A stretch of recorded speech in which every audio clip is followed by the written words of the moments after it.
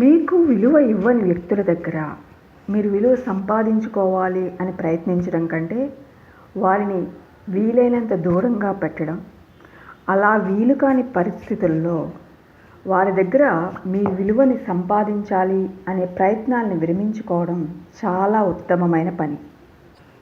ఇదే విషయాన్ని పద్య రూపంలో మన విశ్వకవి వేమన ఏనాడో చెప్పారు. అది మీకోసం. అనువుగాని చోట అధికులమనరాదు, కొంచెముండుటెల్ల కుదువ కాదు, కొండ అద్దమందు కొంచెమై ఉండదా, విశ్వధాభిరామ వినురవేమ. సో ఫ్రెండ్స్, అటువంటి వాళ్ళని వీలైనంత దూరంగా ఉంచండి. అలా దూరంగా వెళ్ళడం వీలు కాని పక్షంలో వేమన పద్యంలో చెప్పినట్లు మనం తగ్గి ఉండడంలో మనకొచ్చే నష్టమేం లేదు.